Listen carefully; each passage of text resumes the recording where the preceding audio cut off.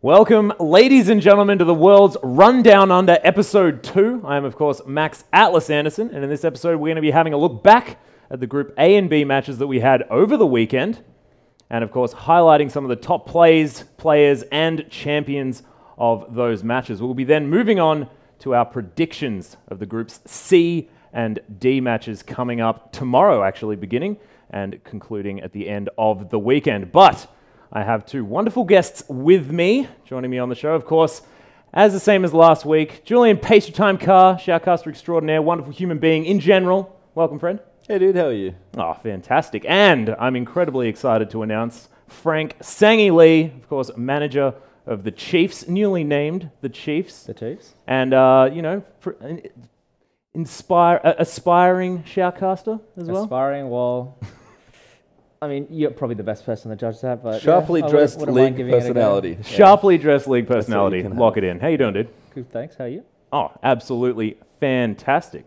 So, firstly, we'd like to just have a bit of a recap of the games that we witnessed over the weekend. And we'll start with Group A, of course. Samsung White, with a clean sweep of this particular group. They look dominating, but one thing I'd like to talk about with you guys is the fact that they didn't seem to be dropping the ball at all. There was no sort of arrogant play. They were playing consistently every game. I mean, apart from the first game against and EDG, the Katarina pick is a bit... Yeah. Well, even that, like, that's the gross thing, is that even when Katarina's involved, White actually looked really, really good, just playing Katarina, like, very well. Yeah. In fact, the thing for me that was really impressive about White was that they played at least 2 very difficult to execute comps and just played them almost flawlessly, which is really scary because they're not playing standard. They're playing really tricky, like, heavy damage, high teamfight comps, and they're still beating these teams. Yeah, and do you think it was part of the group, Frank? Do you think that maybe that was an issue that they were having? I definitely think this was one of the weaker groups in the World Championships. Like, a lot of people do rate EDG as quite high, but as we see from their performance, they are more of a team that is built to beat other Chinese teams, as we've noticed by like the recent dominance over the LPL. So yeah, Samsung White doing really well in this group. Definitely not unexpected, but would have something to do with the fact that this group is significantly weaker, I believe, than some of the other ones. Yeah, well, I mean, Dark Passage, of course, not doing so well. But I'd like to talk about EDG after this one, and I want Julian Time Carr just to take us through what he thought was going to be the top team in this group. I don't want to talk about it. If you could just bring us through how they had the dominating performance that you were predicting. Oh yeah, I mean, it's so painful. Does anybody? Oh man, yeah. Look, EDG just did not play very well at all, unfortunately. I mean, it was nice to see them finally. They did qualify. They definitely qualified. It was nice to see them come through in the tiebreaker, I guess, when it mattered.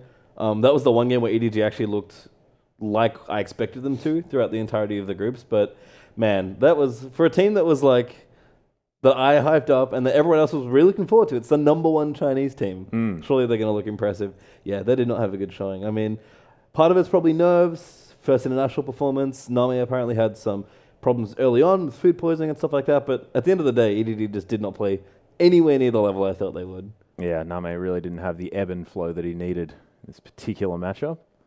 Am I right? You forgot to bring your cards this week. Yeah, well, so at least you know when you're supposed to be carded. I'm fine. But Frank, do you think that they performed as expected? Because of course you didn't have crazy Chinese bias like this guy. Yeah, definitely not. You know, I wouldn't have any ties or relations to China or anything.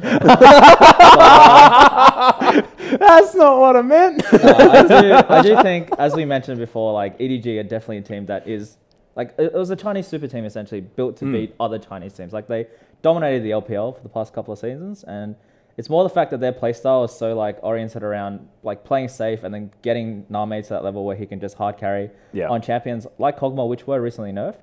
So the fact that they were like pretty soundly defeated by Samsung White is probably not surprising, but that they struggled against teams like AHQ, that was probably a bit of a surprise, and I do feel that they underperformed, most likely because of nerves, especially in that AHQ game where Name just completely dropped the ball and got literally. I think he single-handedly lost that game where he just got hooked by Green Tea like twice or 3 times, and then Green Tea's pretty damn good at that thresh. He played really well. That's actually maybe the team we should talk about next, because for the team like in this group where everyone's basically thought that there are 2 clear winners, HQ played very, very well. Yeah, and Westor definitely lived up to the hype as well. His Zed was so impressive. It was really good. Yeah, really, I'm just saying we didn't get to see his Mordekaiser. Oh man, I'm sad that we didn't get to see any Mordekaisers. It's okay, Kaboom. Yeah, they come this. We'll get there very, very soon. I'm so excited. Wow. You had to get it in there, didn't you? Oh man, I'm so you would also be so carded ready. again. I am so ready. There's going to be Huawei's all over the place. Yeah, I would like to see a team just insta-ban Mordekaiser against Kaboom. Like, straight away, that would be so good. Like. I mean, to be fair, they'll like probably pick it for fun at some point. I hope anyway. Yeah, if they're like down 0-5, I mean, what have they got to lose? Well, are you saying Kaboom is not going to sweep the group? No. I think Kaboom's going to win. Yeah. We'll get to that. We'll get to that. Of course, Tristana says that they're going to win. So. But I mean, HQ, the GPL team that everyone thought, I guess, was going to do, I guess, presumably worse than the other team. Than TPA. Looked really good, actually. Like, the fact that they won against EDG in such dramatic fashion and then almost managed to actually make it through is insane. And that team definitely deserves a lot of the props that they're getting. One thing that I'd like to talk to you about, Frank, is the fact that Westor got his TF a bunch of times. And that's almost globally banned in Garena and high level just because Westor's so good, but it got dealt with fairly handily.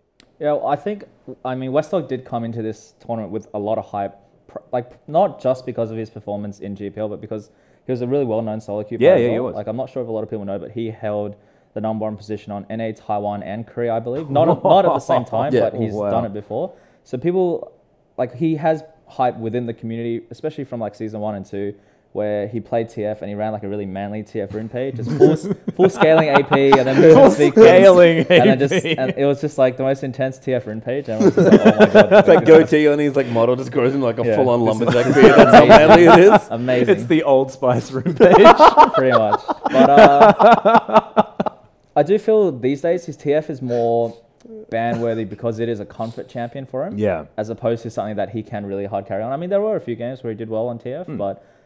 Teams like Samsung White and EDG will obviously have worked out some sort of counter to TF if they do choose to leave it up for Westor. And I think the one game they played it, I'm not sure if they played it in one game, but there was one game where they tunneled on it really hard. Like they first picked the TF, which I don't think was necessary, and then he ended up not doing very well on it. So it's like similar to something like Rippy Zudia from Direwolves, where he might not necessarily be able to hard carry on that champion these days, but just because it is one of those champions that are just so far above the rest of his champ pool, like you might as well just ban it.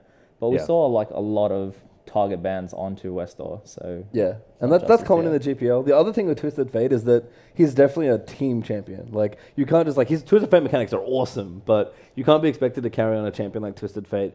You get the best use out of him and his ultimate by playing well as a team. Yeah, and when you're in a group like that with that many talented teams with way more experience than you do, especially internationally, you can't expect Twisted Fate to do nearly as well as, say, his Zed or Fizz, which looked much, much better in comparison. Yeah, so Twisted Fate isn't necessarily you're going to show fancy moves in a team fight or something like that. It's how you play the map and control. Yeah, it's all about map control with Twisted Fate. I mean, there's only so much you can do in a team fight. Like, you're going to throw out some wild cards and run away and then try and do it again. Like, that's pretty much it. But that does bring us to the last team in Group A, and I kind of feel a little bit bad talking about Dark Passage because they got a dumpster in. Did we talk about Samsung? Samsung White? We did. That was the first one. We must have just glossed over it. You want to talk about? Is there more stuff? You want to talk about some more Samsung? I'd be more than happy to just move back to that because they did really well. So it's better than talking about Dark Passage. I don't know how much more can you say than they beat everyone. How much more can you say about Dark Passage? Like they did as well as. Well, yeah, we were going to do a bit of a gloss because Dark Passage. More power to them. I hope they got a lot out of the experience. Well, that's true. Yeah. That's definitely whenever you go to a tournament this big, Like, all you can do, especially if you're an underdog, is just, come in, expect to have fun, do well, and learn a bunch of stuff. Because it's a big stage. Like, you're going to bring all that back home to you and hopefully continue to dominate your region, which they've definitely been doing in Turkey. So, I mean, they looked fine. I think, they never looked embarrassing. No, they certainly didn't. The worst thing is when you're a team like that, if you play against a team like Samsung White, and Samsung White just, goes super all in and just, plays really dumb, everyone's going to remember how badly Samsung White played and how badly you played. And they played fine. They didn't win a game, unfortunately, but they had some pretty impressive early games in a couple of matchups. And that's true. Going to be true of a lot of the amateur teams, I feel like. Or I say amateur, the weaker teams. I feel like amateur teams when you're playing Samsung White. Yeah. Yeah. They are playing at Worlds, though, so not an amateur team. Yeah, no, much better than, Yeah. Much better than what? Than who? Like our ranked team? Yeah. Oh, well, no, what? Our ranked team. Don't worry about it. Sorry, I just wanted to plug our Silver ranked team. We're going to be at Worlds next year, guys. Don't worry about it.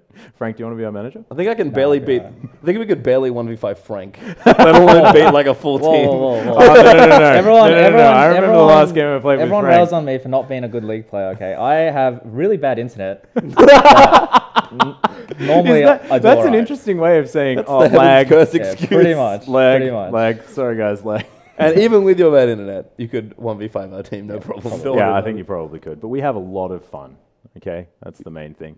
So, Dark Passage, Holy Phoenix actually played relatively well. Nora I mean, played his really well as Tristana well. was fairly impressive, but just sort of unable to carry because a lot of their other lanes. How difficult is it to play Tristana? Wow. These days, I mean, if you look at the AD situation right now, it's literally just Triss Lucian, to be honest. And I do feel Lucian is one where you do need to know a bit more game sense. BB played Lucian a few times. Oh, sorry, this is Group B, but I was just highlighting.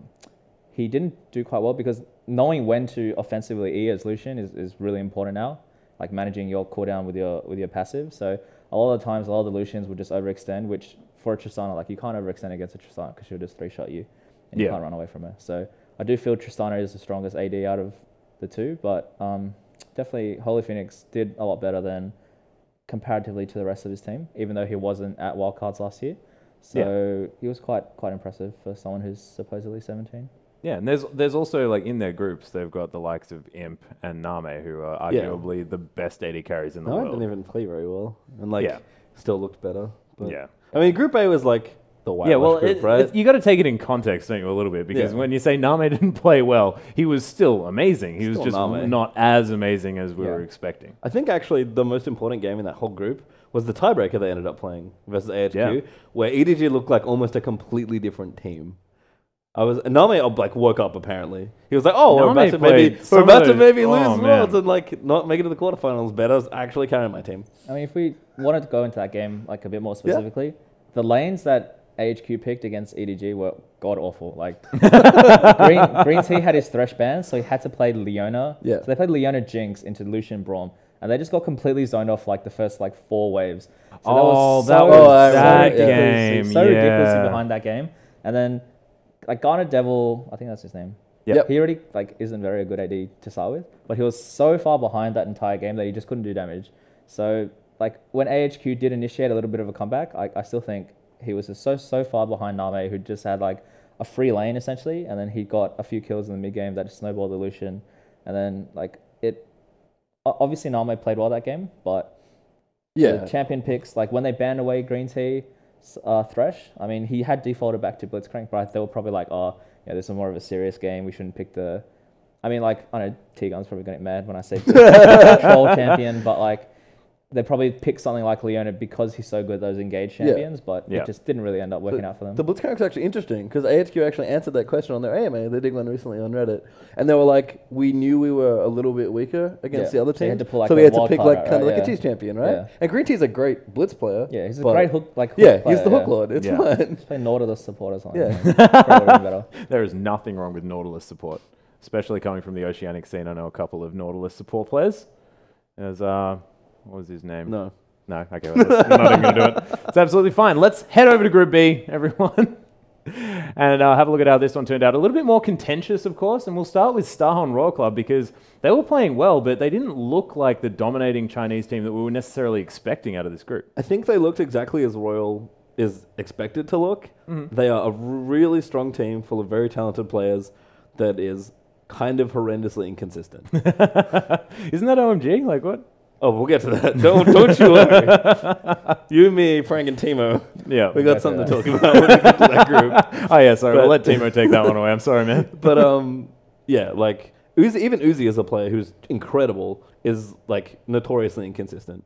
He just like the way I've heard Royal Club's strats described is like they just kind of like wind up Uzi and let him go, and then see what happens, and that's how they play every game. Yeah. So, I mean, it's curious if they do that and they put him on a champion like Caitlyn that just like is primarily like a pusher and a tower stage champion. So Yeah. you'd expect him to play a lot more like Vayne, Lucian, Trist. Yeah, champions that can playmaking actually ones, hard yeah. carry, yeah. Caitlyn is like the other strat where like that's the other way they like to get Uzi ahead is just by fast pushing a Yeah. bunch, and then like he has a whole bunch of global gold and it just snowballs and Caitlyn's people. Yeah.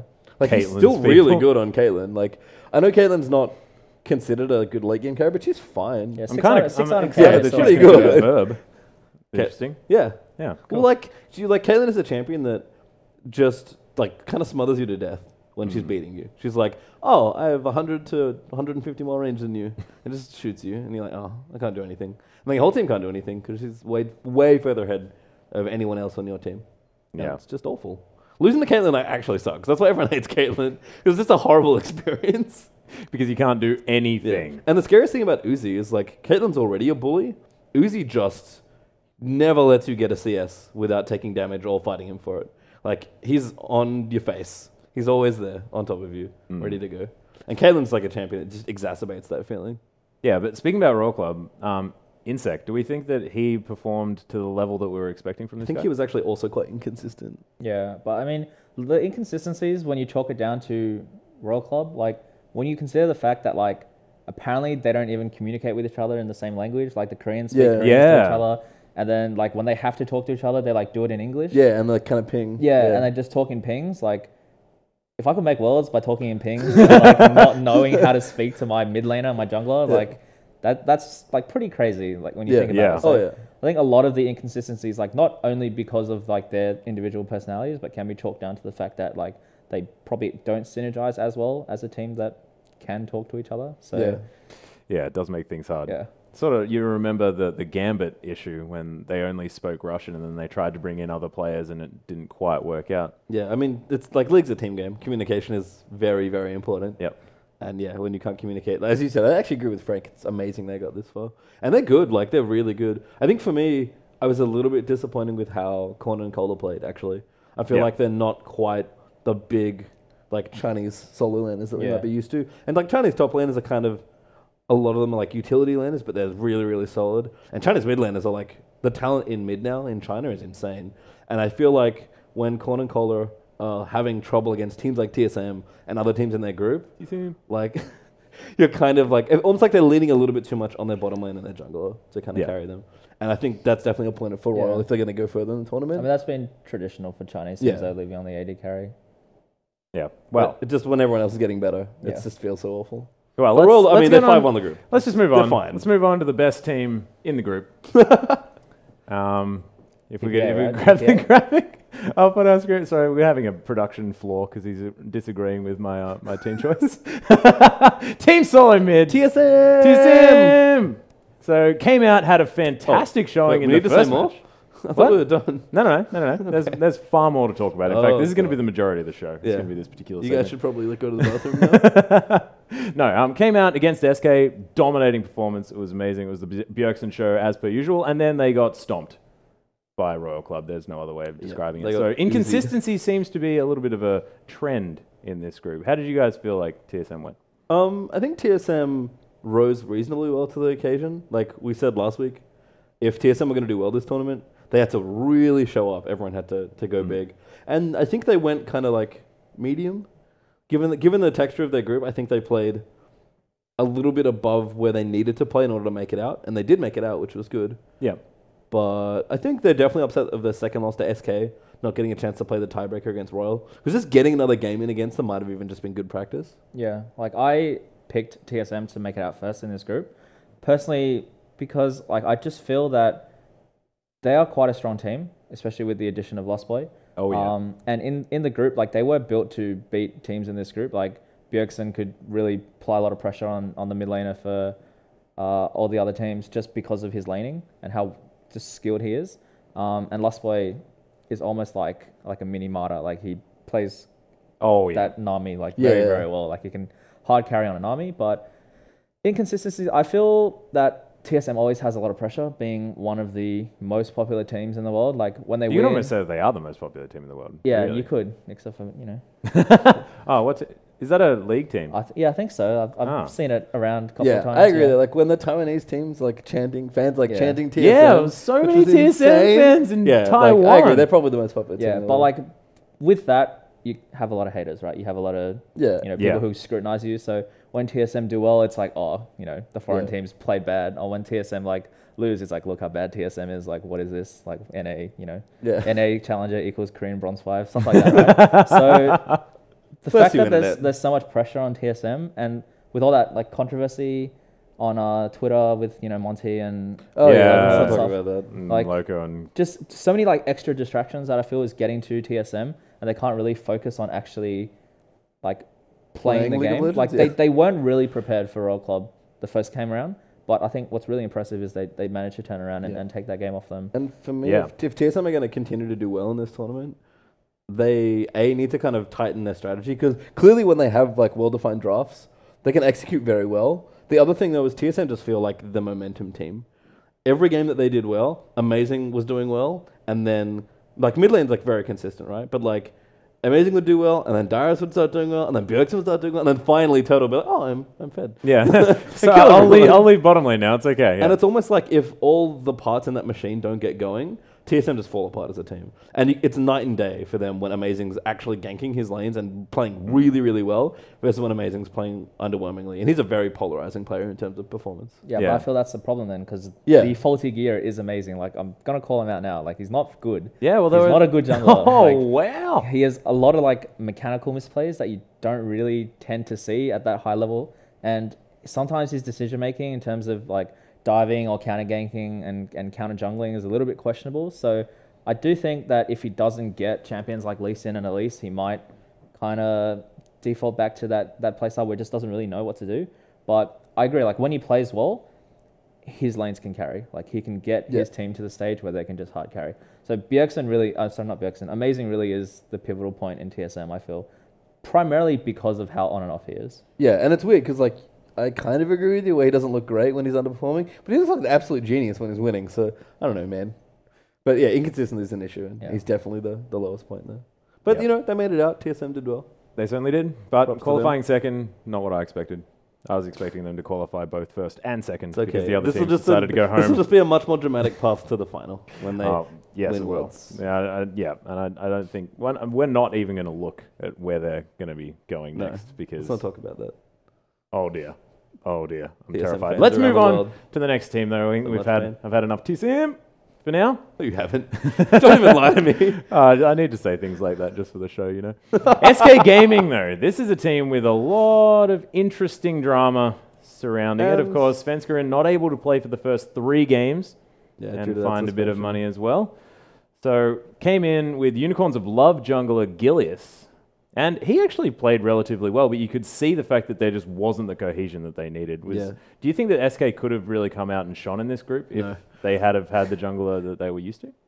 I mean, I don't. Yeah, obviously having the substitute jungler wasn't ideal, but the problem is Jess is also really bad. I'm sorry, but like he's just he Sugarcoating with he constantly loses lane. Like just 1v1 he loses lane and he dies 1v1. Like I just don't think he's that caliber of a mid laner. Like Svenskeren has like managed to hide like a lot of his like inabilities to actually. I was going to say inabilities to actually play the game, but that's probably a little bit too brutal. But I just don't don't think he's up to that caliber of the top tier mid laners in the world. So SK, I don't necessarily 100% agree with Julian where they wouldn't have done well. Like you never know. Like at the end, like they did pull off a couple of good games, but you could tell like the whole drama like really kind of affected them.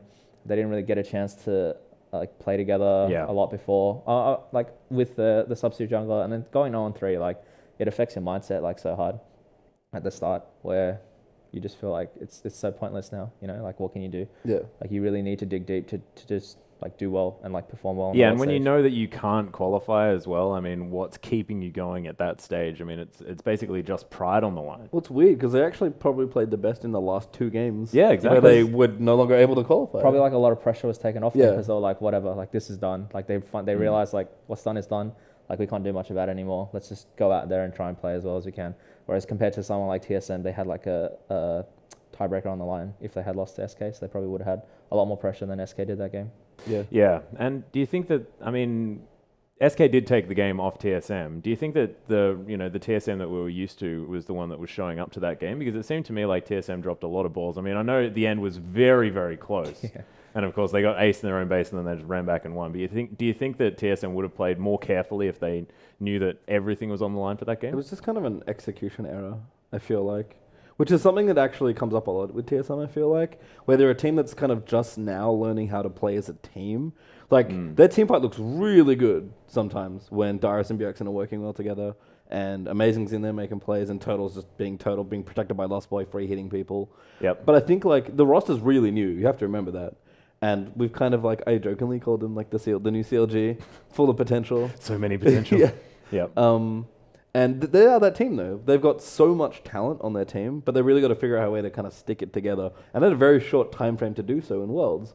Yeah. So I feel like that was just kind of a, we haven't done this before as a team yet sort of situation. And it would have been very high pressure, as Frank said. It would have been quite stressful, I can imagine. So Yeah. just kind of like an experience-based misstep, I'd say. Yeah, potentially. Going back to SK, though, I mean, Candy Panda got his vein in that last game as well. He looked really strong. man, Had a free lane, basically. That game was interesting.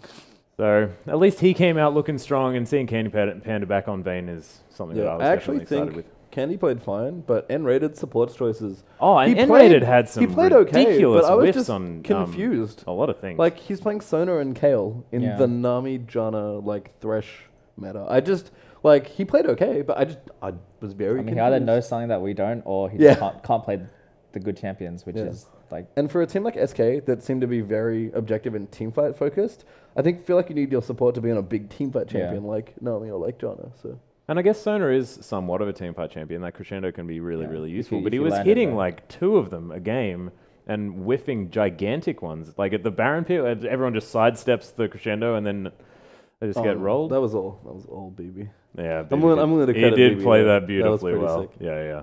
Actually, that team fight by TPA was stunning. I guess that's where we're gonna go next because Yeah, that's true. Let's Man. have a chat about the other TPA. relatively disappointing team in this group.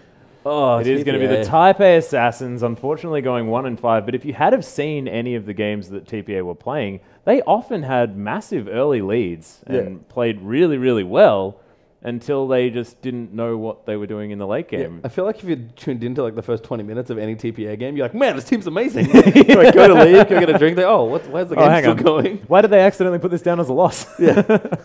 What happened? Huh? They mark it down? Yeah.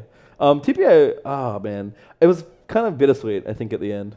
Like, I playing wanted the second Worlds victory. Yeah, the first repeat winner. Potentially. Yeah. Like, lots of hype. BB's like clearly feeling refreshed. He's Yep. the centerpiece of this team that's like looking really good. It's clearly working very hard. And then just every single time the train got derailed. But they looked really impressive in a lot of places. But as you said, experience I think is another thing here where they're just clearly not as experienced as their international Yeah, counterparts. Sang, I'd like to know, what do you think went wrong? Why couldn't they perform towards the end of these games? I think they definitely had a very clear lack of knowledge on how to close a game. Yeah. Especially that first game against a Royal Club. I think it was really hyped. Oh, Like they man. were quite ahead, and then Damn. That game actually ended on identical gold. I think they were both Yeah, 71.5k at the end of that game. BB just ease into 5 of them and dies to kill a support. Like, I think it might have something to do with the fact that they have been quite dominant in their region as well. Where I think a problem that our team did have for a short period of time was not having the experience to know how to close out like close games against teams who know how to turtle and Yeah. who know how to play from behind in the late game. Yeah, it's kind of like the scrim problem, right? It's Where like everyone's Yeah. like, we never play the late complacency game because we issues, just yeah. give up 10 minutes they into the just, scrim. like FF like 15 minutes into the game. So I think that's largely why SKT T1K didn't get in as well, because they were sitting at the top of the standings for so long, and then everyone just catches up, and you Yeah. can't do anything yeah, from the that's top. what How are you happens. It's supposed hard, to it's learn? hard to stay at the top when Yeah. everyone is chasing, right? Yeah. Like That's what makes League of Legends so fun, because the competition is always catching up to each other. Yeah, but I mean, TPA definitely, I think, suffering a little bit from King of the Hill syndrome, maybe. I King of the Hill syndrome, yeah. coining that. That's bad. beautiful. There you go. Ah, TM. here we are. World's Run Down Under, making up names. I like We it. make up a lot of things on this show. Oh, brilliant. But yeah, I was impressed by a lot of what happened with TPA, but unfortunately just unable to make it impressive on the scoreboard. I didn't for an AD-centric team with Uzi in the same group, I actually didn't expect TPA to play nearly as well as they did. And I think they just kind of handed themselves some losses. But I mean, if they're the best team in C currently, they're going to be even better, I think, after learning from this event. Because True. they had so many situations where oh, this is what happens when we're behind. How can we fix this? And that's really scary potentially for the next international tournament they play in. You know, if the roster stays together, the team keeps leveling up. Yep. They can look really good because that's a great foundation for a strong team is having a really solid roster of players that play well together and they have really consistently good early games. It's just a matter of, being able to close. Do you think if AHQ and TPO swap groups, they'd have the same results? I actually think that AHQ looked more impressive, to be honest. Yeah, I feel like TPA would have been. I feel like they're the more consistent team overall. But so AHQ a very flashy team, like Green Tea and Westor. When AHQ winning, it's because those two guys are making so many plays. Yeah. But TPA looked very consistent, very strong, and then just kind of the wheels fell off the wagon, and it was all bad from there. But I think it would have been similar. I feel like maybe the Samsung White games don't look as close because they're Samsung White. Yeah, I mean, if you get Ace level 1, it's probably not going to be a Oh, good game. that was awesome. We Yeah. didn't even talk about that game, but I completely respect AHQ for trying that strat because they have to. They're going to beat Samsung One in a normal game. They do Come on, man. They do it pretty consistently though in the GPL when they have a lot of strong early game champions. They'll just 5-man invade like a red or a blue, and then Samsung White obviously knew exactly what they were doing. They picked Yasso. He just eat through the entire team, and they just all died. So Jesus. it was pretty interesting to say the least. But I still feel it's something that they're just all right, let's do it, instead of all right, we're gonna do this, we're gonna do that, we're gonna do this, we're gonna ward this brush, we're gonna ping here, we're gonna check here. Yeah. Things like that. It just ran in and they just got completely destroyed. So Yeah, a little bit unfortunate, but you have to go for the desperation move when sweet. you're against the best team in the world, arguably. yeah, So- I mean, a lot of teams would They're just go for the counter. They're all right. A lot of the teams would just go for the counter steal as well, but Samsung White would just nah, run at me, man. We're good. I'm Yeah. level 3. Exactly. Yeah, We're okay. bring it. We're not even scared. Well, they certainly weren't, and they went 6-0, so They did can't pretty argue. well. Yeah, and Pawns Katarina, oh my goodness. That game was sweet. So sweet. Oh, Katarina's easily one of my Reset favorite champions party. as well. Yeah. Katarina and Mordekaiser, I'm a horrible person. You aren't I, are. really.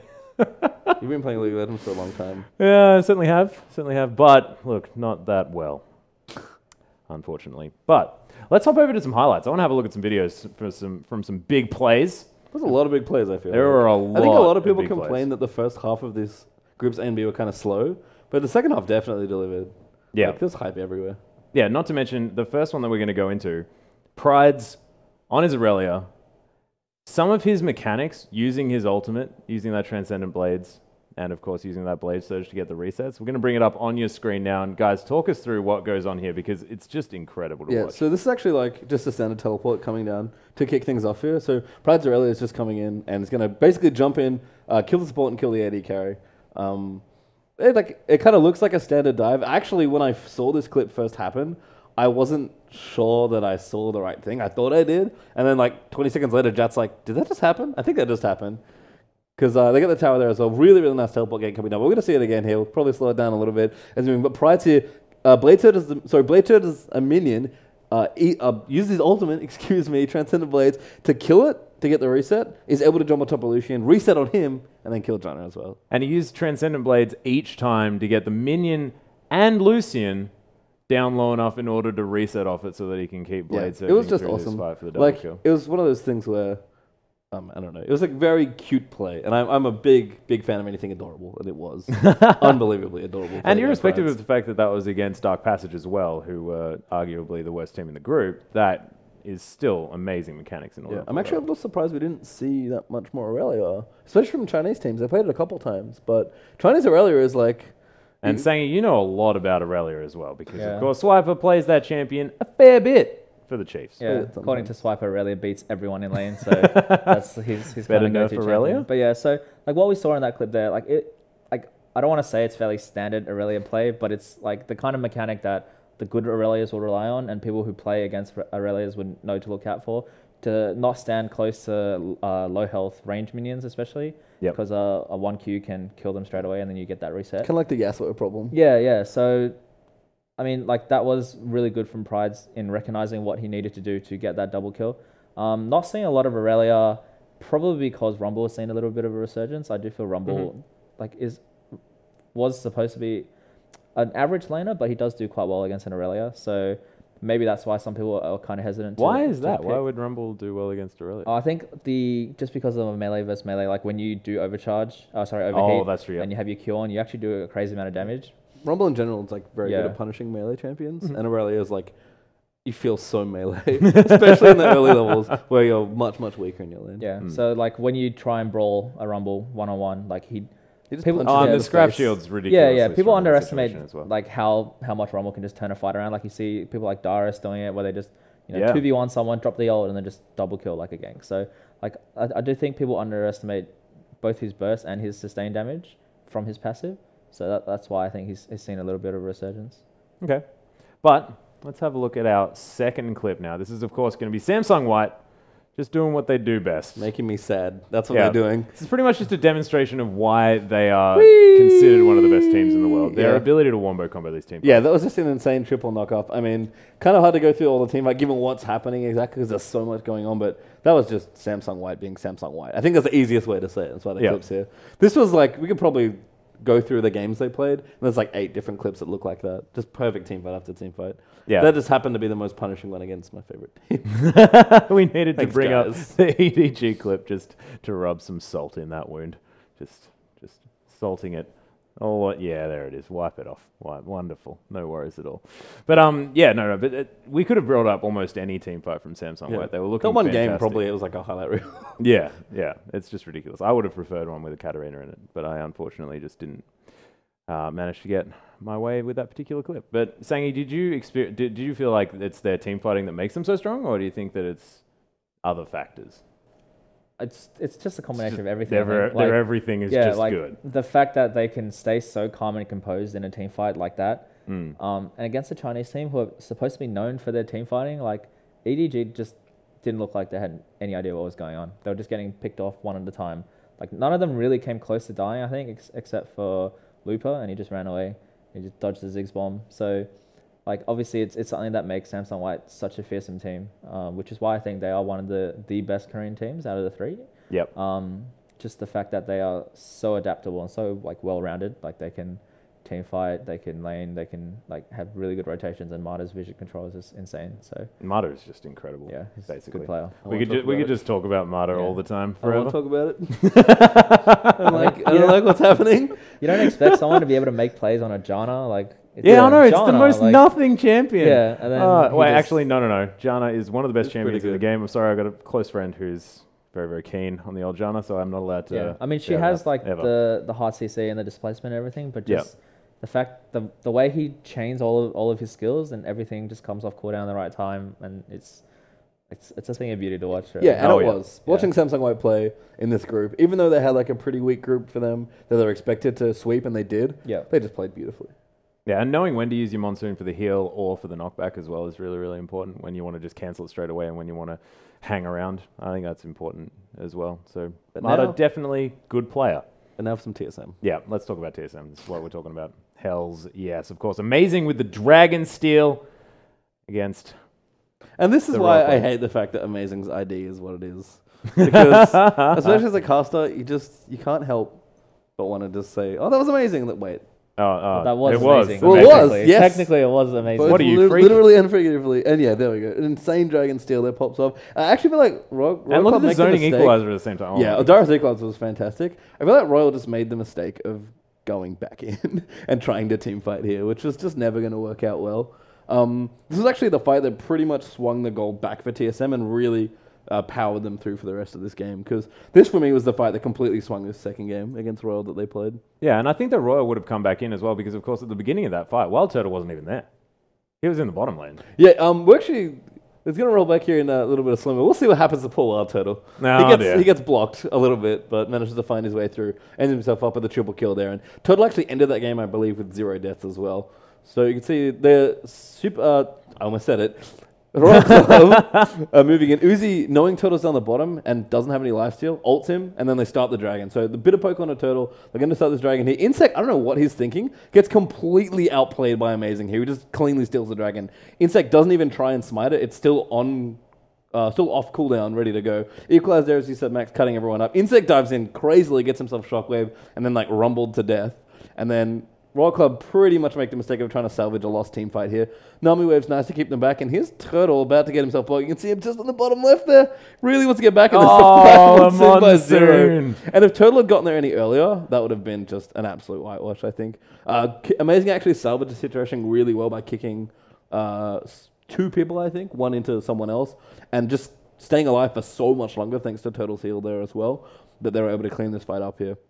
And then Cole's going to die, and then Uzi's going to die. Lost Boy, a little bit scared here of Uzi, I think. He don't want to get himself Kaylin, but this was the team fight that won TSM this game, and actually was pretty much the factor of them cleanly getting out of this group. Yep. I mean, And- Uzi almost 2v1s them at the end of that fight, like by actually fighting in the brush and getting that passive proc more often. I think that was pretty impressive. He played but really well. Yeah. the problem was, as you said, Insect just going in too hard, probably just because he was speaking I think Korean. he was mad. He's Yeah, just speaking Korean, saying, Korean. Yeah, and then the Chinese Didn't have team time members to were just like, type I don't go. know what the hell you're on about. And then, so he went in, and then you can see TSM burned an Oriole just for him. So they were probably just expecting to get Insect and then just run away. They're like, oh, we got the dragon, we got Insect. That's done, right? We're done. We're out here. Like, why would they run across an equalizer to try and fight 4v5? Yeah. Why? Would like, you know, who would do that? So, I mean, Royal Club obviously Royal Club did will, that. yeah. Well- And then, like, it was a closer fight than you probably expected. Yeah. Like, Uzi nearly cleaned up at the end, but TSM did quite well to come out ahead, especially the fact that the mid laner for Royal Club was also quite low. Corn, yeah. It was on Yeah. like 40% HP. So, He did a nice job using Playful Trista to dodge a wave. Yeah, and and got the kill altered on- Dyrus actually killing Rumble Yeah, in that yeah. fight as well. yeah. But I think like the reason they went in was because they actually started as basically as a 4v4. Yeah. And again, Turtle like basically got cocked. But like they By knew, China. they knew Turtle was in the bot lane, right? And he's a Tristana, so it's not like he's really far away. So Yeah. I mean, even if it was a 4v4, if you have a Tristana come in for cleanup with the resets, like it's still not going to end well. So I think I do think it was more of a frustration play from Insect. It's just like if you get outsmarted by Amazing. Yeah, I think Insect was mad. Yeah. He was like, no, I don't like this. You're dead. Oh, wait. Yeah. Your team's here. And then the team just had to follow up, and they just kind of got baited by Insect, and then all just died. Yeah. Mm. But Yeah. a great still nonetheless. And an example of Amazing actually playing Yeah, well. like not taking Yeah, anything away it's from a TSM. demonstration of what you were saying. Yeah. The polarizing effect that he has on the games that he does well in, as opposed to the ones that he yeah. doesn't. When he's do doing so well, he's still in Dragon and like Yeah. like completely overpowering team fights as leasing with no items, and TSM's doing all sorts of things. Yeah, who would have thought? And that team fight also, I mean, that whole play didn't have a lot of the Bjergsen show, which is what TSM's all about. So interesting to see. I mean, when you're Ori, you'd press R and then Yeah, you press R and Wait for hope the that it rest of does your something cooldowns to good come and up, then yeah. sort of run away a bit. Yeah, use your E button to Yeah. protect people that are doing stuff. Yeah, no problem at all. But we are going to go into our next play. This is going to be AHQ's Oh, no. Green Tea being an absolute I'm so monster. sad. This is I so don't beautiful. wanna- Against Do we have to EDG play this as well. video? So again, I don't want to EDG talk about it. getting a little bit wrecked. There's the hook. Incredible. Straight into the box as well. And look at this follow-up. This is what I'm really, really excited about, The because West door. this flay is so incredible. Lands another hook and then manages to get Clear Love flayed out of his leap as well so that he could get collapsed on at the same time. And Westall coming through on this Zed, which has been really impressive throughout the tournament. Yeah, I mean, and this was, as we said, like the two players for AHQ that really looked good in this group were Westar and Green Tea. And yeah, they completely controlled this fight. Westar even I love how manly he is. He just ulted on top of Nami to make sure he died. This is actually one of the issues, because before this fight, Nami actually doesn't have QSS. So Westar knows that every single time he ults him, that was such a stupid hook. Also a prediction of the Yeah, he Relentless knew Pursuit knowing as he well. would dash away. Just flays him into the box. yeah. And I like the Jinx Super Mega Death Rocket Yep. combination. As Literally well, all just the to make spells. sure, make sure they get that everything, kill. everything. Yeah. And then, again, that fly. Yeah, that was Green Tea using you as a way to get further into the team Yeah. fight. Thanks, buddy. Yeah. Yeah, I thought this game was actually quite interesting, given the way that God, what's her name? EDG chose to play. Their Yeah. comp. Yeah. With the heavy siege that they did with Jace and Lucian. Like, you don't expect Lucian to be a Siege champion with his auto attack range, but when you have a Lulu and a Janna, and you have so much shield, and then he has that ultimate where he can clear an entire wave and then just completely burn someone off a tower. Yep. Like, it was interesting that they went. Can't remember the name of that item. The Ardent. Oh, Ardent Sensor. Ardent Sensor. Yeah, they went that. The I guess gold sync. it did make sense, but Crepo mentioned it a little bit on the. I was about to say, Crepo, was that you? Yeah, no. But like when we were watching the game, like I was discussing with Rosie, who's our support. He's a big fan of the item. Like in the end, it does make sense because of like how well it synergizes with your Siege comp and your Siege strategy. But you know that AHQ has the kind of team where if they do land one hook, like it's almost game over because you got the Jinx with the execute, and then you got Zed, and then you got like Thresh who's a playmaker. So not going that Mikhail's is, I do think, like it essentially. Well, that cost could them have the game. saved Name's life. Yeah, couldn't because it? you can't just rely on Name like being good, right? Like you can't be like just dodge the hooks because it's like such a factor that's beyond your control. Like Name, if you're sieging towers, like you're like likely to get hooked, right? Like you're vulnerable to hooks. Like the game's gonna go long. Exactly. Just like the percentage of hooks that Yeah. hit you are gonna go up based on the amount of hooks that will be the in longer the the game goes, like the more chance there is a hook that is And actually going to hit you, right? And which it ended up costing them the game. Like not just that one, there was another Yeah, one. that was later the in second game. last team fight, and then again he got hooked at Baron. He actually had QSS that time, weirdly enough, but didn't use it. No, I He's think probably saving it for Zedol. Yeah, yeah, which he was. I think it didn't matter. He cleansed out He of just the. died He anyway. QSS out of the box, and then Westo was like, "Whoop, going in." Yep. Westall's I don't Zed was mind if I do. Really Really good good. that game. Yeah, like he was so smooth, like killing people one on one, like chasing them after they flashed with his flash and his W. So I was really impressed by the way Westo actually played. He Yeah. killed Korra's Lulu with Lulu like 50% health, and he like just like altered away to his shadow after comboing him. Like, what's? He's not dead, and he just explodes. I'm like, oh. Yeah. Was it Well, Westo damage. that was like easily killing Cassidons as in the Zed versus Cassidon matchup? I don't remember. No, there was one game that was ridiculously impressive. I think it actually was. Yeah. I think you're right. Yeah, because that was amazing to watch. Knowing that you can take down a Cassidon who's one of the most slippery champions in the game. Very, very impressive. But guys, I want to move on to my favorite play of This the was entire weekend. awesome. This was so cool. We are, of course, talking about Dandy on Java. The Dandy. The Dandy special is Yeah. incoming, ladies and gentlemen. Let's just let it happen. Just Yeah. let it happen, guys. Oh my goodness, that flash. Yeah, I cancel think was the only so real beautiful. question about this whole play is what do we call it? Like what's the perfect name? Because it's gonna be the Dandy something. Maybe it's just the Dandy. I wanted Maybe to call it that's the what we Fine should and call Dandy. Myself. Carded. Looking at it again in slow motion. And I did not know that you could flash cancel that knockup. And Sangi, you were telling me that, you know, Spooks, who's Your of course jungler. your Yeah. jungler, I mean, thought that, this is just standard. My this is just mind, normal. my mind was blown when I saw that play. I was like, "Oh my god, is that even possible? Like, is Danny hacking? Like, that's that's not real, right? Scripting, Like, you yeah. can't do that. Like, what? Like, remake this game, right?" And then I brought it up, Is like, this a bug? yeah, I brought it up to my team, and then Spooks, you know, he's like, "Oh yeah, I've been doing that, you know, since I was on X5." Yeah, or well, whatever. I've been casting a lot of what you've been doing, Spooks, and I haven't seen you do it. Yeah, yet. I mean, it's just so insane, and having the presence of mind to actually pull that off on the world stage.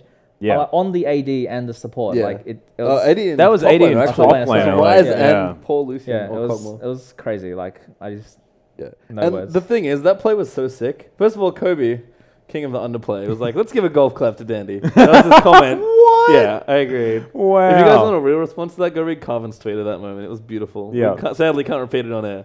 But Yeah. it was magic. The face shift. Wow! I think would have But been better. the thing is, like, the thing that we missed with the rest of that play is that was another perfect team fight from Samsung White. It just set up in a really cool way by Dandy. yeah. Yeah, really, really beautifully played. Plus, the Cataclysm was fantastic as Yeah, well. I that mean, was actually... after this really flashy play, manages to get his ultimate in the exact right position to zone the rest of the team out as well. So it Yeah, was just Marta's beautiful. positioning, moving around his AD carry to kind of zone off, like block off the left-hand side. It was Yeah. just, it was Yeah. really, I mean, really I was cool. like, why did he pick Java? And they're like, I think either Leo Kha'Zix was up. I can't remember which one. And I was like, why did he pick Java? He's such a I think he actually... one-dimensional basic champion. Yeah. And then he does this. Yeah. Oh, I actually Apparently think, not. Yeah. I think he did it to tilt Clearlove because Javan's actually Clearlove's Yeah, best champion, yeah. and he played it in the first game they played. That's what a lot of Koreans do. Yeah. Yeah. Like they'll play the team comp that you played the game before. and Yeah, they'll well, it was just like dominate you with it. SKT1 versus Samsung White, I believe, where Pawn just picks Talon straight after Faker Yeah, did yeah. and then decimates him with it. Although that was more of a counter pick to the Cassidon mid, Yeah. I believe. But my goodness, it's just beautiful to watch, to be perfectly honest. And that play was just magnificent. One thing I'd like to go through now, though, is we'd like to highlight some champions and players, and I'd like to start with the champions here, because Jana sort of came out of nowhere. I know she's been played a lot over in Korea, but we didn't see her very much in the North American promos and stuff like that. Like, really? A lot? I think LPL playoffs as well, she saw some play. Yep. But she's really cool. It was out of the woodwork, though, because she hasn't really been changed in a long time. Yeah, no, I mean, she's always been good. Like, everyone quotes the solo queue win rate, which is still consistently very high. Yep. Jana's awesome, and I think it was just the right tournament for Jana, given, as you were talking about before, kind of which AD carries are being played. Jana just supplements your lane so well. Like, Shield is ridiculous in lane, especially at level 1. And when you're playing a lot of these hyper carries as well, you either play Lucian and you turn the lane to a massive, like, harassment fest, where you just bully the enemy laner out completely, or you're playing like Trist or Kog'Maw.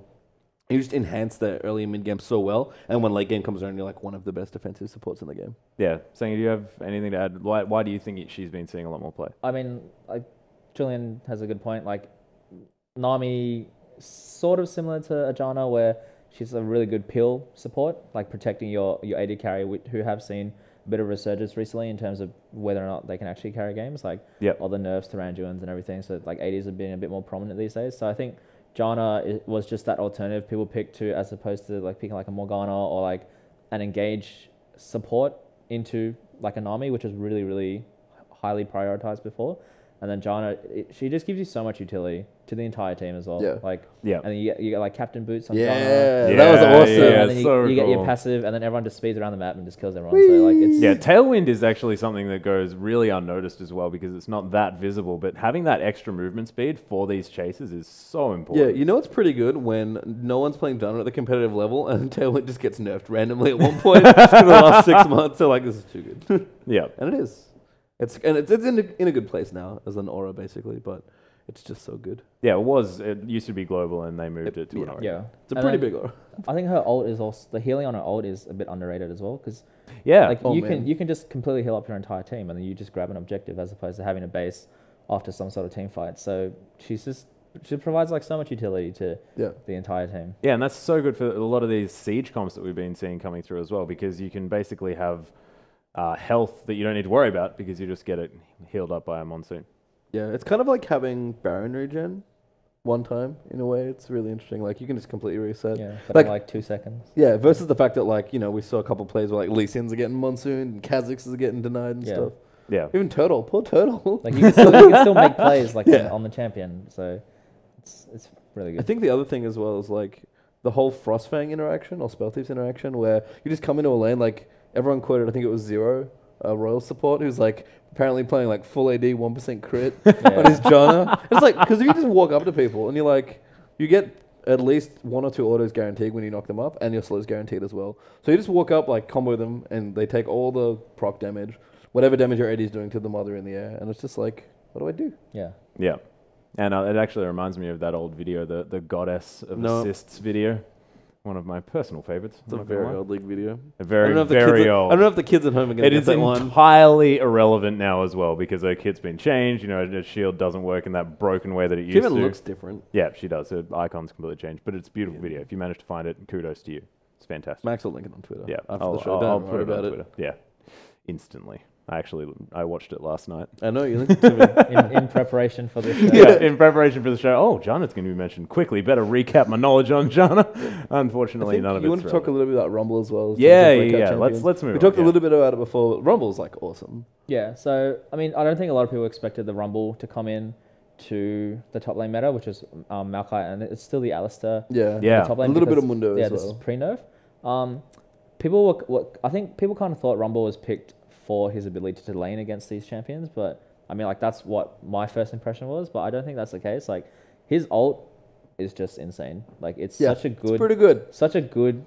Like, it was never bad. Like, I don't really know why Rumble fell out of favor. I guess I get, like, his ult got nerfed so it didn't do half of its damage straight up, so you Yeah. couldn't actually delete people with it. Yeah, but, like, the thing... Now you got to actually be good. The way Yeah. you use his ult now, though, is mostly as a zoning tool. Yeah. Like, not to just do so much damage. Which was the Like, best use for it. Yeah, anyway. yeah. So his ultimate can just, like, change team fights especially around objectives. Like, Yeah, it should be renamed. It's called the Equalizer. It should be the Equalizer of Dragon yeah, Fights. exactly. And then, Because that's what it does. Yeah. No one ever wants to dragon before 20 minutes when you have yeah. Rumble. And then I think he's still an underrated laner as well. Like, people kind of think he's not that good in lane, but if you're like smart enough to manage your passive well, and then you can actually like overheat at the right time. using a shield in the perfect times in a trade as well is so strong. Rumble is actually quite hard to play. He has Yeah, a he's weird skill difficult. ceiling where it's like, here's a bunch of different resource management things you can do. Yeah. It's almost like you're playing an RTS. Yeah, But it feels at the beginning when you start playing Rumble, oh, this champion's so easy to play. Just press all my buttons. Yeah. And then like you play 10 games like, I'm really bad at this. Yeah, and then you think about it for a second. You're like, hang on. Oh dear, this is actually a lot harder than I thought. And then you stop playing it, And or at least that was. I wonder if it's going to be like, because again, we're going to move into like 8 more different teams, right? I wonder if anyone's going to play Rumble because they would maybe had a chance to watch the VODs. Maybe like, oh wait, actually we didn't think of that. Or maybe everyone's playing Rumble. I can't imagine they all prepared Rumble unless they all scrimmed each other. No, as in like, unless they all better prepare our Rumble strats. unless they all scrimmed each other and then like Pocket Rumbles everywhere. and then they saw them playing Rumble. They're like, oh, maybe we should pick this up. Yeah. But like, they probably just did what we do. We just watch like OG and we're like, oh, Yeah. Lucas playing Rumble. Yeah. Let's play Swipe Rumble. and learn Rumble down. Let him down. And then like I think I'm not like I don't think TSM would have specifically practiced Rumble, but Darius is such has a good always Rumble. been able to Yeah. play Yeah. it. Yeah. That like which is why like I think Balls could probably do well with. Yeah, he's Yeah. a multiple Rumble As well, player yeah. too, actually. That's a good point. This is where all the Rumble players just come out. Oh no. Yeah, of the shadows go, where they were Rumble. hiding. Beautiful. I love the Rumble, especially here in OCE. I mean, we're not talking about that, but there's so many Rumble players. Actually, weird. Sorry, I said League of Rumble. Are there any Draven players in this tournament? Because Draven's actually Draven. not bad in lane against some of these ADs. I was actually It's a gonna bit- talk with about this as Janna well. especially as Yeah, well. Draven Janna. That's Oh, that is Solid disgusting. Yeah. yeah. Yeah, that's like a third of your health at level 1 if you get a I spinning think axe it's shield to the really face. hard to play well though. Yeah, Like, Yeah. he's too iffy to play in the top Yeah. level. I think like if you don't juggle your axe as well. And it's so hard against Nami as well. She just Yeah. bubbles where your axe is going to land. And you're like, oh, well, I please. I just can't really And do it. your passive is very snowball dependent. If you get behind, like it's a dead I'm passive. trying to think if there are other picks that maybe came out. Rengar actually, in my opinion, didn't see enough play. Yeah, I was expecting more of Dandy to play. He didn't play it once. He played Jarvan Kha'Zix and who else was it? It was, of course, Lee Sin, but didn't Oh, pick yeah. up the Rengar. And Dandy's Rengar is incredible. Dandy's pretty good. I think Monty was the one who mentioned that he thinks Danny is hiding the Rengar. He's not Oh, bringing it out okay. yet. Like, Yeah. I mean, obviously everyone knows he's a good Rengar player, but he's probably saving it for some specific team comp. Like I think Rengar Janna will have like good synergy, and then just Rengar in general. Yeah, like he that, just deletes that people. comp Royal ran was like Janna, no. I think it was Janna, Lulu, Rengar, something. But Zillion, I think? it was I can't against remember, TSM, their first game, where it was just Insect killing everyone. Yeah, basically. And they had Janna and one other really, really good utility champion, and that just enabled Zillion? Insect. Oh, it was Zillion. Thank Yeah. you. Yes. Oh my god, that's so brutal.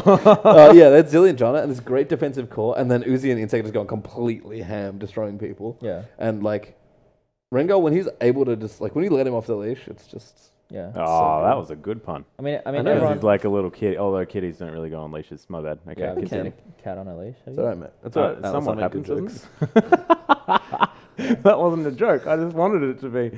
Oh, Yeah. dear. I think Asian Rengars like don't fall in the same mistake as NA Rengars, where like before they try to build defensive items, Yeah. just go full damage and just delete people. Yeah, Just yeah. go Moby boots and just one shot. Full people. solo queue. Yeah. Yeah, like even if he's We've been all nerfed, seen that like- video, that video where you get the exclamation mark on top of your head and then all of a sudden your screen's grey and you wonder what happened. Yeah.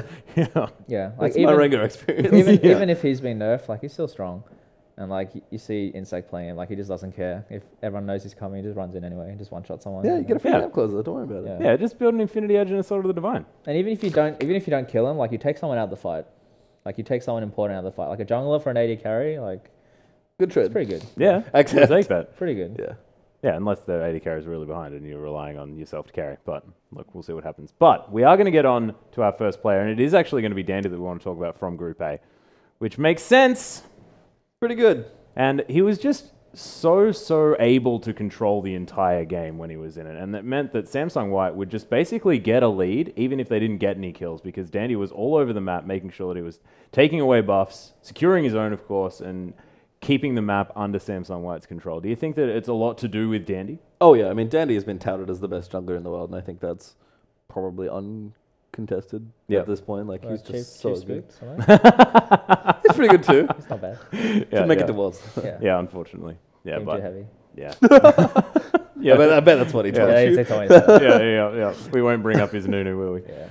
No, that was rude. Like, I'm sorry, so, Sam. I know we kind of talked a little bit about like the big gap between Samsung White and Dark Passage, but that game is actually one of the best illustrations. I think it was their second game. Yeah, well, there were no kills. Yeah. Of Dark Passage just like not wanting to fight them, which I get. Like Samsung team are a paralyzing team to play against, but just Dandy being like, "Can I take your buffs? Take your buffs? Take your buffs? Take them all. Gimme!" And like that is the Dandy effect. His buff control is amazing, and he has his great team to back him up as well. Yeah. I mean, the thing, like, one of the key differences between blue and white is Dandy is such a big playmaker. Yeah. Like, him and Mata are the ones who make plays on Samsung White, I feel. Yep. And, like, I mean, you saw the EQ flash. Like, that was just, like, Oh, it doesn't so matter cool. what he does for the Yeah. rest He's of the done it this tournament. Like, time. he's done that. Like, Yeah. he can just retire now. Like, He's basically insect, you know? Basically. He's done it. I mean that play is so good that it might actually become like the next the Dandy. play. Yeah, the named after Dandy. a But But player, now everyone's yeah. going to play J4 and try and do that in solo queue and just completely It'd whip be it. hilarious. Like, miss the Q on their E and I they have, just flash I have for no a public reason. service announcement then for you and everyone at home. Don't play solo queue during Worlds. Yeah. Don't do it. It's bad A lot of news. these things happen. It depends, you know. Maybe something that's actually really easy to counter becomes a big thing in Worlds, and you can just live off the counter to that. Maybe. No worries. Not sure we're two the sides most to the coin. qualified to give solo That's queue advice true. though. I'm definitely not. Don't listen to me. Can tell you that, Definitely yeah. don't listen to me. But yeah, I mean, Dandy's Dandy. He played very well. Yeah. Nah, he certainly was. But if we have a look at Group B, this is one that I'm excited to talk about. Oh, really? Yeah. Why's that? Because it's Dyrus. Dyrus from TSM. And the reason I want to highlight Dyrus is the fact that last time we saw him on the international stage, he looked very nervous. He got completely wrecked last year. I mean, he got camped and then... Oh, I got MVP Ozone. Yeah. The ozone layer was strong in that particular game. We don't really know about that much here in OCE, of course, because we don't have one. But And we're yeah, upside down. yeah. And man, this time though, he's come out and he's looked really, really consistent. Of course, we've already mentioned his Rumble, but he's just played like a Dyrus that's comfortable, which is not something I was expecting, to be honest. Yeah, and when... Like, Dyrus is always playing pretty consistently, but I feel like he's definitely stepped up. And that's the I'm sorry, I just love the dot point TSM. It's great. I mean, what else can we say? TSM. Look at his shit. Oh, Yeah, dear. he's played really, really well. And like, it's not just that he's consistently staying even in his lane, which is what we're used to. He's stepping up and making plays for his team once the team gets going. He's definitely not the first guy to kind of get going in this team. He's not like he's not the amazing who kind of gets the ball rolling. Yeah. But once it's going, Dyrus is like, okay, now I'm going to step up and starts crushing people. Yeah. And his Rumble games especially. Yeah, like he's not someone you need to worry about being a liability on your team. Like obviously that's not a good mentality to have, but Yeah. like Yeah. being so confident, like I know it's kind of similar to our team, like being so confident that we have that like pillar of support in the top lane, like Swiper and Dyrus, like not Yeah. really losing lane and not Yeah. really like feeding kills, things like that. And then being able to like just prop up the top lane and then do what they need to do and then rotate into that mid and late game and then just like do your job like Yeah. in the team fights, but then do it like so well and so consistently is something that I think he doesn't get a lot of credit for. Yeah. Like he's one of the most experienced players like in the world. Like this is Yeah. his fourth Yeah. Worlds campaign, right? So just having like being able to like especially now, I feel like obviously I wouldn't really understand the internal, you know, mechanics of how TSM works, but like I figured he'd be one of the leadership type of roles on the team now, right? Especially without like a lot of the Well, he's the last remaining original Yeah. member, Yeah. theoretically. And but- if he's not like shot calling or anything like that, he's at least like motivating yeah, he's his more team. comfortable like in his actual position. Yeah. Like I mean, we all know Yeah. like some of the tensions that have been within like the TSM team recently, but like now with this team, I do feel like, I mean, shot calling is on Bjergsen, Lustboy, but Dyrus is able to provide that sort of like leadership. Yeah, he's and, like moral mentor support. role. Yeah. And he's Yeah.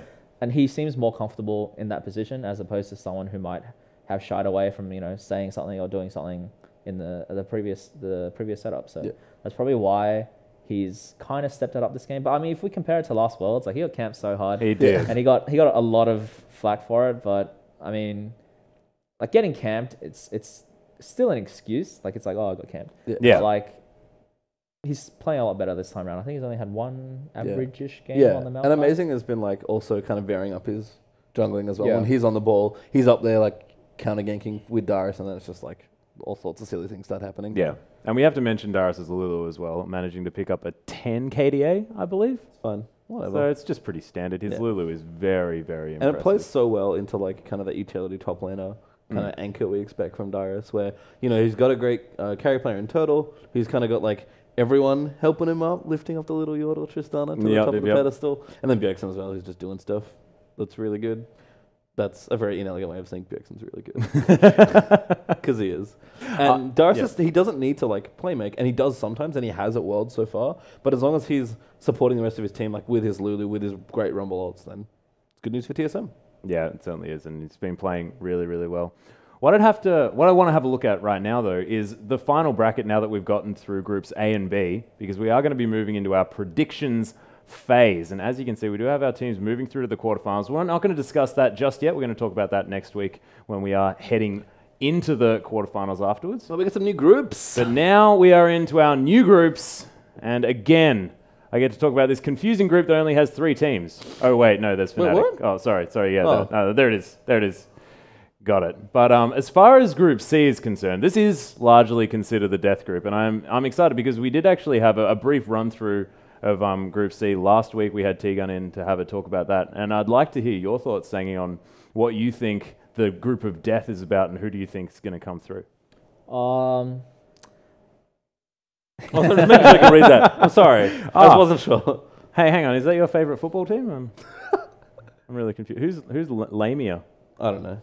Some dude used to play. Yeah. No, actually, Lamia is beautiful. I miss that guy, to be honest. All right. Group C. Yeah. Sangi, take it away. I mean, I definitely think it's going to be one of the more exciting groups, like to say the least. In terms of group of death, I feel like it's only this way because you don't have any of the wildcard teams or the C teams in it, which is why, because all the other teams are still strong, right? Yeah. All the other teams, like you have someone who's clearly the anchor, like you got like no offense, Dark Passage, no offense, Kaboom, and then like the C teams and SK were viewed as the weaker teams, especially with the whole SK incident. So I feel this is why this group is seen as the group of death. But like all these teams are you assume that they are fairly consistent, like skill wise, but none of them really have a lot of, except for like LMQ don't really have a lot of international experience. Yeah, basically none. They actually came 6th in the LPL the year before, didn't they? That's not really international experience for them. Well, no. Playing against NALCS arguably is international experience. Like Fnatic and OMG obviously do, but is OMG in this group? Yes, they're also in this Fnatic group. and OMG obviously Fnatic have a ton of international experience. Yeah, but in terms of like Fnatic are in this group? Oh, God. In terms of playing against each other, like it will be interesting to see how LMQ fare, because like they barely scraped into Worlds. Yeah, that's the thing. So, like, which is disappointing because my kind of yeah. Oh man, don't worry. I like my fantasy team had basically only LMQ on it, and I did very, very well. You did. You crushed me. Like Samsung Light versus EDG. Yeah. I was defeated. I certainly believed, but I actually think that this group is sort of like you've got Blue up here, but then you've got OMG, LMQ, and Fnatic sort of like sitting around this rung here, like that are fairly similar. So I think that second position is going to be super contentious. Yeah, it seems like a lot of these groups almost feel like who's fighting for second. Yeah. Like Group A was definitely like that. Group B a little bit less so. I think Group D is a little bit different as well. Yeah, I think it feels the top like spot's actually in a little bit more It's like trouble. the alternate groups are like no one really sure, and then like A and C, like the first groups of the pairs. Well, that's It's because just they've the got Samsung Samsung teams. teams. Exactly. Yeah. Well, which makes a lot of sense, right? Yeah. And I need to buy a new phone because obviously I don't have a Samsung. My bad. I know what you're doing, man. Yeah, I failed. Oh dear. I don't know. I think this group isn't as definite as Group A. Yeah. With Samsung Blue, like Samsung Blue. I mean, like we're going to go into a little bit more detail on each individual team, right? So if we talk about let's start with Blue then. Yeah, let's start with Samsung Blue. They're pretty good. Yeah, obviously they've dominated the Korean scene recently, but if you look at like their playstyle, like getting Dade from White, he's very farm heavy, like safe laner. Yeah. And then they just wait till they scale to the late game, and then they just outplay you in terms of like minion management, and then rotating to objectives and knowing when to fight, knowing when to engage, knowing when to contest objectives. Like that is the playstyle that they're kind of known for, which is like it makes them a lot similar to a lot of the like other European teams. I feel like I think Alliance play a similar style to Samsung Blue, honestly. Yeah. In terms of like even like with lane swaps and like knowing when to fight and just scaling into that late game. Well, they've got 2 members of CLGEU. Yeah, they want to scale into the late game. Basically. Okay? Yeah. But like I do feel that breeds weaknesses in their game as well. Like we could see with KTRs, they really exploited the early game, and they got a lot of kills. Like Kakao's really high pressure jungling. Kakao is just really, really good. too. Yeah, playing Kazakhs and managing to like get that. Like, I mean, it was still a 3-2, but Yeah. it showed that they weren't unbeatable. Yeah, and unlike White, which just kind of feel like stupid. Yeah. Yeah. Like, I mean- because White are such a well-rounded team Yeah. compared to Blue. Like, not saying Blue's bad. all No, right? no, they're Not like, saying- they're like tactically. Because you're not known for brilliant. saying anyone's bad Yeah, at no, all. I'm Frank, like no. really positive in terms of like everyone's abilities and You're stuff. They must positive be that good. If everyone's Frank's saying bad, Blue's good, yeah. they must be Yeah. good.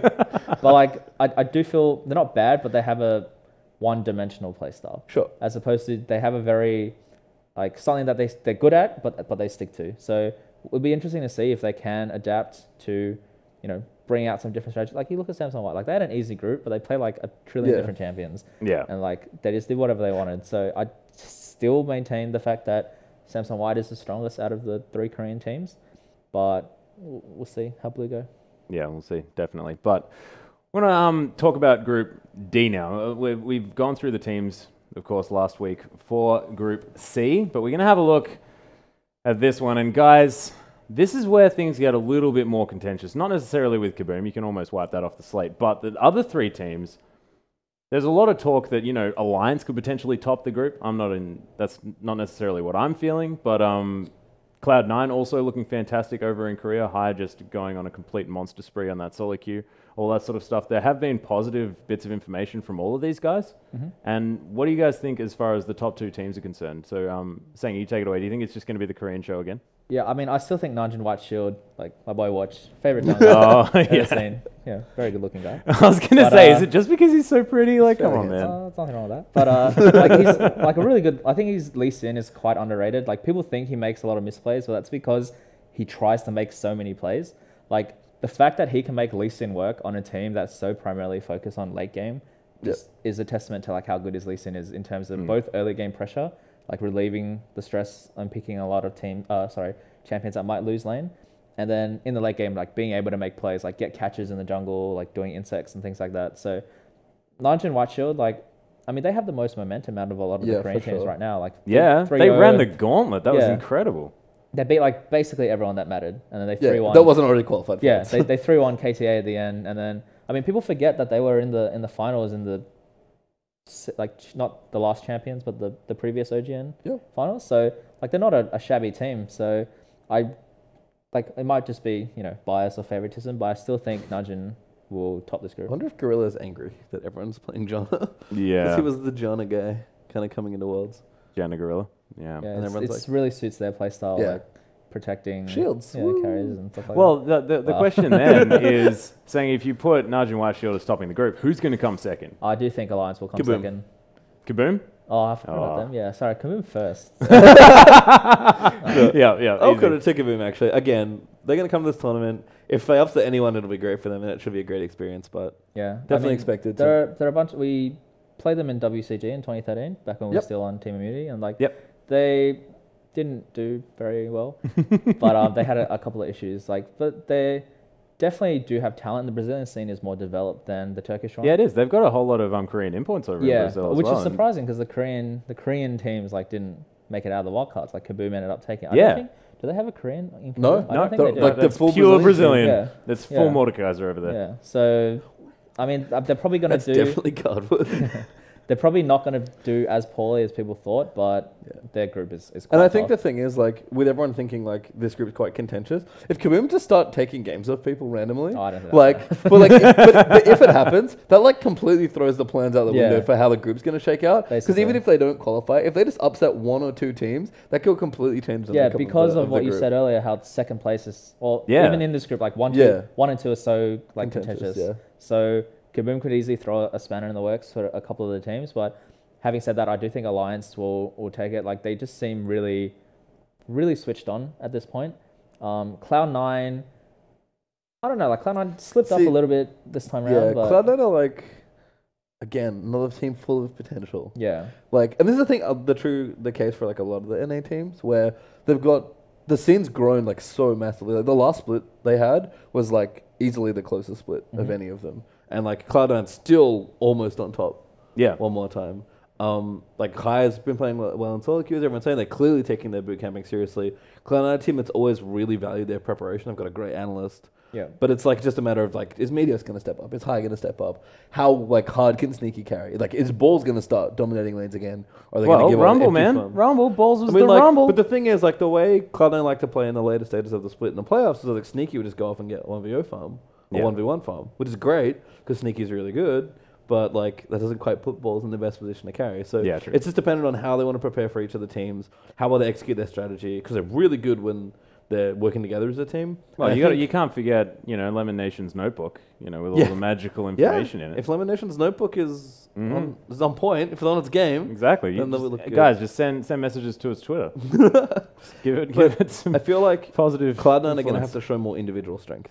Yeah, they're not really a team of superstars. They don't Yeah. have any superstars on the team. Yeah, it's like the SK mentality all over again. a Yeah, little like as much as people want to say like, oh, High's good, Sneaky's good. Yeah, they're all good, but they're not. I mean, High is probably I think one High of is the like the top highest laners. ceiling. yeah, but like, and then Balls is also quite good. But in terms of like being that standout Yeah. player, they don't really have one of those. I feel like, which is good because they're all consistent. They're all consistently good, but none of them can like rise up and be like super hard Yeah, carry. that Like, doesn't beat Nudging White Shield. Yeah, exactly. So Cloud9, yeah, like at this moment, I probably would rate them below Alliance just because I think Alliance's playstyle and the fact that they've managed to practice a meta that is what's strong right now and like suits like what they need to win essentially. And especially if you want to take games off Nudge and White Shield, like Nudge and White Shield, like once they take an inhib, like it's almost game over for you because like they play like around their super minions like so well, like contesting objectives like when super minions are like at the right place and like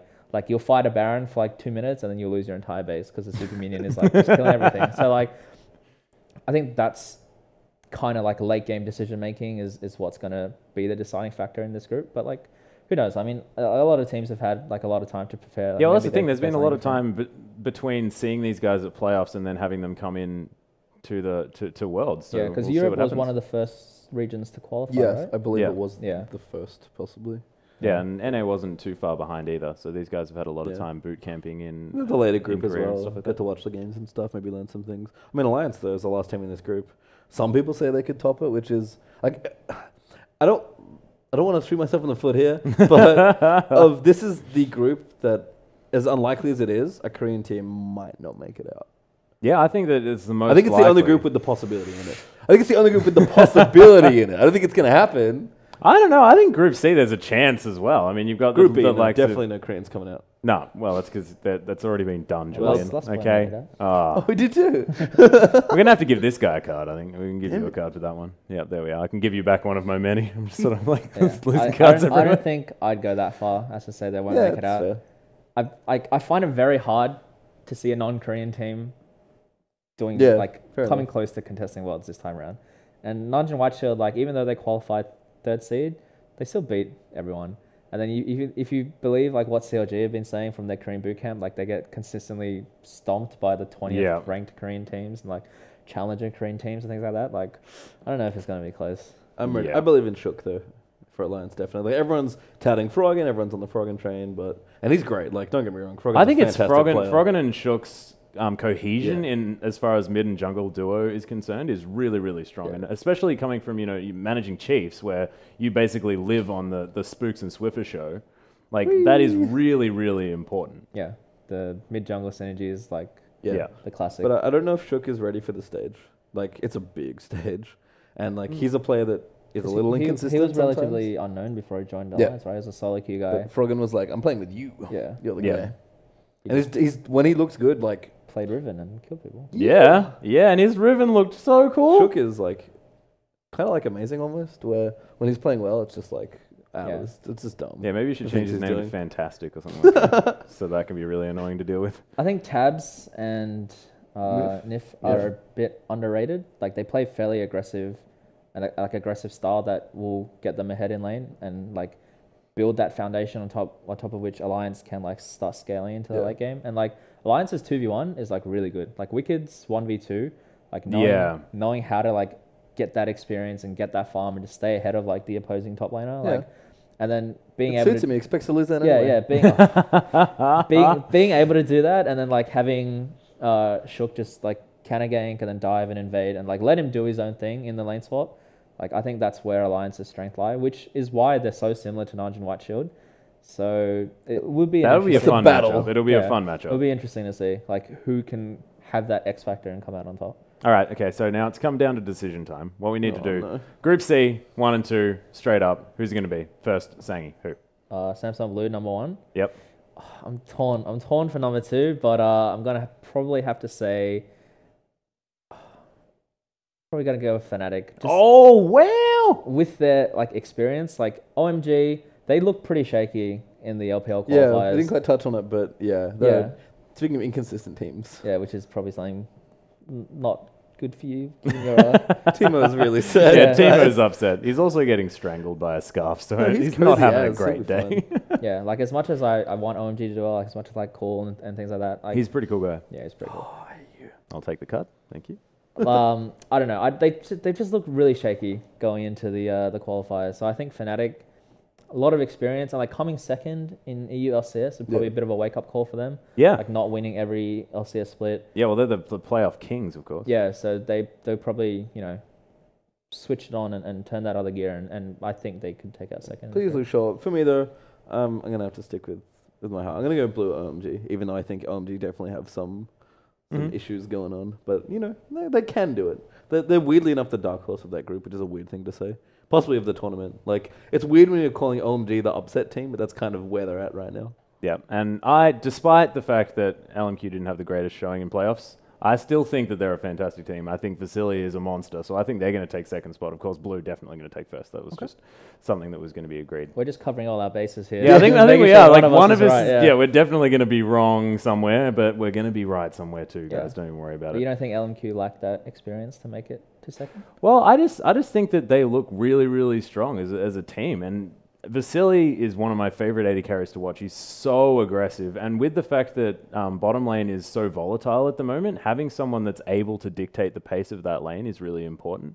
So I think it'll be really cool to watch, and seeing him up against a lot of the best in the world is going to be just really, really cool, because he topped the amount of kills in the North American LCS over everyone, and there's players like Bjergsen over there that are just killing people left, right, and center. So, Yeah, I want to see Reckless versus Vasily. oh man, I don't think Reckless is even reckless enough to go against Vasily. But let's move on to Group D. So this is where the predictions get a little bit more hairy, because we don't necessarily know who's going to be this group's taking hard. that second spot, or necessarily the first spot, really. But Sangi, just straight up, who's it going to be? Naj and White Shield, and then who? White Shield and then Alliance. White Shield C9 for me because Sangi said Alliance. Yeah, I'm White Shield C9 as well, just because I want every NA team to get out of groups. I don't know why, because there's not necessarily an affiliation there, but I just think it's going to happen because I just love that bottom lane. Sneaky and Lemon Nation are just so much fun to We'll watch. see. It'll be a sweet group though. I think Yeah. Alliance are maybe the Western hope. Yeah, I think that might be true, but I just think that Wicked may not necessarily be doing as well as he needs to in that top lane. See what happens to Wicked. Yeah, we shall see. We shall I definitely think see. Wicked vs Save is interesting. That's going to be tough. Talk Of about course, that later. Save is considered one of the best top laners in the He's world. alright. So, anyway, that just about wraps it up here for our second episode of the World's Run Down Under. Thank you very much for watching, ladies and gentlemen. And of course, make sure you tune in to Worlds tomorrow night, 7 p.m., of course, as we head over to Singapore for our next round of groups. And I'd like to thank my wonderful guests, of course, Julian Patient Time Carcaster Extraordinaire. Thank you very much for coming on the show. And Frank Sangi Lee, manager for the Chiefs, and of course, aspiring shoutcaster. Fantastic to have you on. Big shout out to Riot Benji, who is our only man on production. Thank you very much, sir. Take a bow. Okay, you guys can't see it, but he did fantastically well. And most importantly, thank you to everyone at home for watching. It's been a fantastic show. We've had a lot of fun. I hope you guys enjoyed it as well. And we will see you next week for more World's Rundown action. Thank you very much.